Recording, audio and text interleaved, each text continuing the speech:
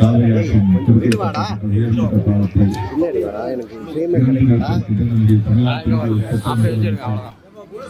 மாண்புமிகு தளபதி அவர்களுக்கு நம்முடைய கரூர் மக்களின் சார்பாகவும் நேரூர் தென்பாகம் வடபாகம் கோயம்புள்ளி உள்ளிட்ட நம்முடைய கரூர் ஒன்றியத்தில் சார்ந்திருக்கக்கூடிய அனைத்து பகுதி மக்களின் சார்பாகவும் கோடான நன்றி இந்த நேரத்தில் மாநில முதலமைச்சர்களுக்கு 12 சமர்ப்பித்து இந்த சிறப்பு வாய்ந்த நிகழ்வில் வரவேற்புரையாற்றிருக்கின்ற நெடுஞ்சாலைத்துறையினுடைய செயல் பொறியாளர் அவர்களுக்கும் தலைமையேற்றிருக்கின்ற மதிப்பிற்குரிய மாவட்ட வருவாய் அலுவலர் அவர்களுக்கும் நிகழ்ச்சியிலே உரையாற்றிருக்கின்ற முன்னாள் சட்டப்பேரவை உறுப்பினர் அண்ணன் திரு காமராஜ் அவர்களுக்கும் வருகையில் இந்த நிகழ்ச்சியை ஏற்பாடு செய்திருக்கக்கூடிய அன்பிற்குரிய சகோதரர் திரு முத்துக்குமாரசாமி அவர்களுக்கும் அன்பிற்குரிய அண்ணன் திரு சுப்ராயன் அவர்களுக்கும் முன்னாள் தலைவர் அன்பிற்குரிய திரு செந்தாமரை செல்வி உள்ளிட்ட நம்முடைய கரூர் கிழக்கு ஒன்றியத்தை சார்ந்திருக்கக்கூடிய அத்துணை நிர்வாக பெருமக்களுக்கும் என்னுடைய அன்பு வந்த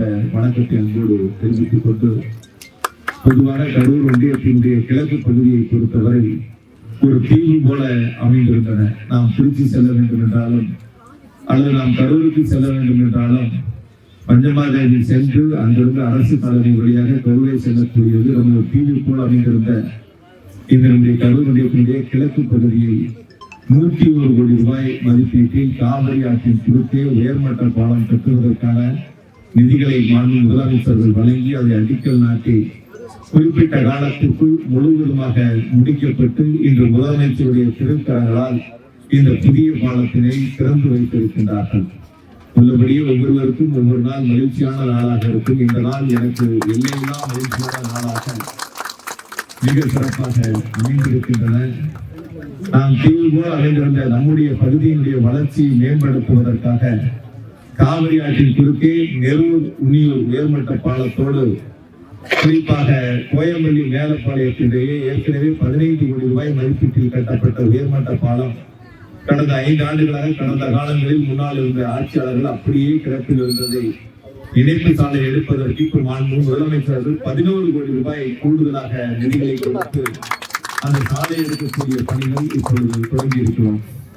அதே போல நம்முடைய அரசு காலனி தொடங்கி நெரூர் வரை சாலையினுடைய விரிவாக்கத்திற்கு ஏறத்தாழ 9 கோடி ரூபாய் நிதிகளை மாண்பு முதலமைச்சர்கள் வழங்கி அந்த பணிகளை நிறைவு செய்து அந்த சாலையை நாம் இப்பொழுது பயன்படுத்தி வருகின்றோம்.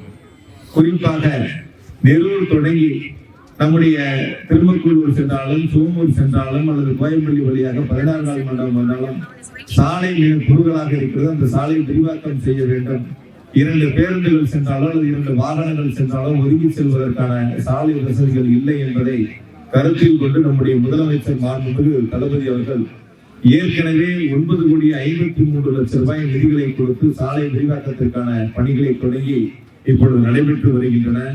கூடுதலாக 10 கோடியே 85 லட்சம் ரூபாய் நிதிகளை இப்பொழுது மாண்பு முதலமைச்சர்கள் வழங்கி நம்முடைய 16 மண்டலம் தொடங்கி மேலப்பாளையம் வழியாக கோயம்பள்ளி வழியாக செல்லிபாளையம் வழியாக சோமுடையும் திருமத்தூர் பிறகு நெரூர் வந்து சேரக்கூடிய இந்த சாலைக்கு மட்டும் 20 கோடியே 38 லட்சம் ரூபாய் நிதிகளை மாண்பு முதலமைச்சர்கள் வழங்கியிருக்கின்றார்கள்.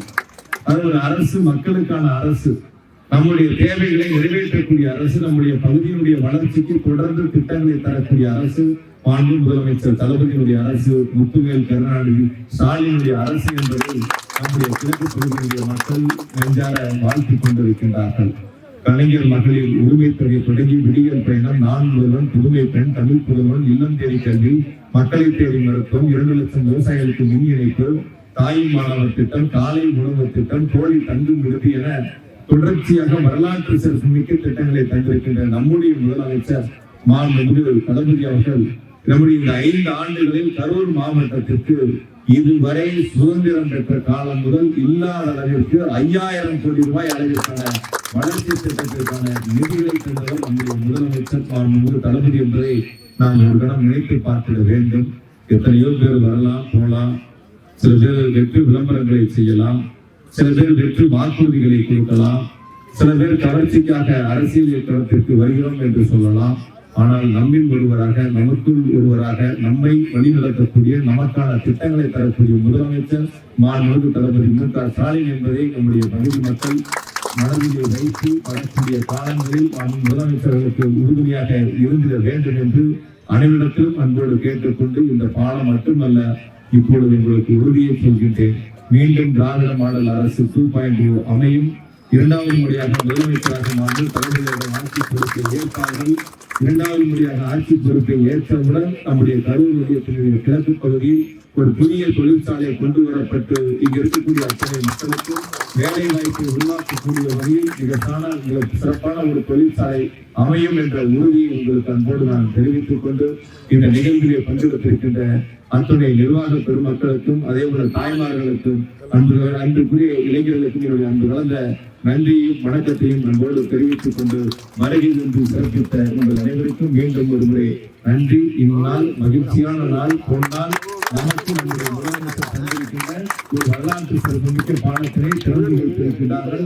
எல்லோரும் முதலமைச்சர்களுக்கு நன்றியை தெரிவித்து அவர்களுக்கு உறுதியாக இருப்போம் என்று கேட்டுக்கொண்டு வருகின்ற உங்கள் அனைவருக்கும் மீண்டும் ஒரு முறை நன்றி.